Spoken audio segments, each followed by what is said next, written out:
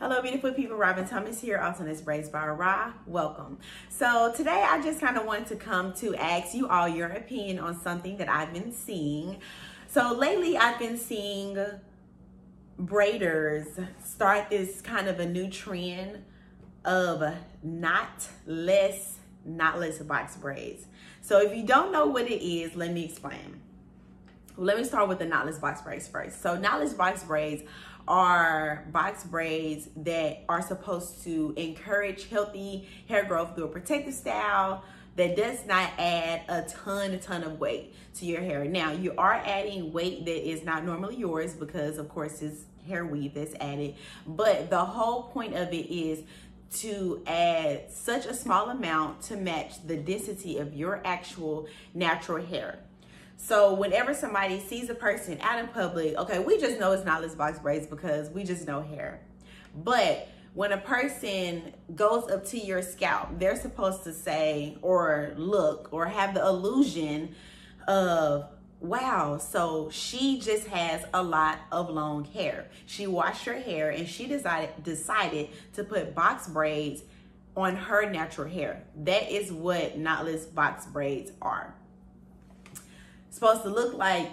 Well, the method is to start with your hair. So you're starting with your hair and then you're adding hair as you go along to make it look like your hair is just super duper long, which is also why the density is so much less than regular box braids. Okay, so now with this knotless method, and it's spelled N-O-T-L-E-S-S, basically is for braiders to put in the same amount of hair as they would if they were doing normal box braids. So I'm going to break it down just a little bit further for you. So if I were doing box braids, say on a client's head, so I like to call packages or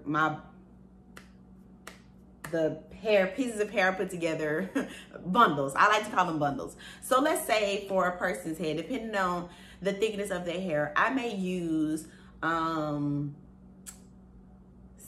to 8 bundles of hair for regular box braids. For knotless box braids, I normally use 4 to 6 bundles of hair depending on how thick the person's hair is.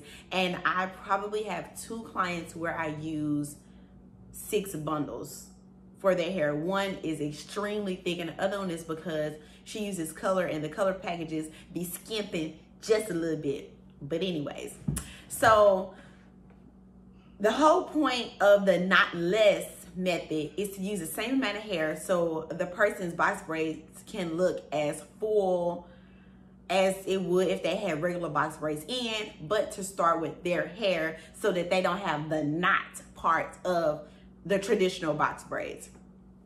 So if you guys haven't seen it, hashtag it, look around, and I want you all to give me your honest opinion and feedback on what you think about the knotless box braids. Do you think that it's defeating the purpose of what a knotless box braid is supposed to be? Do you think, well, to each his own?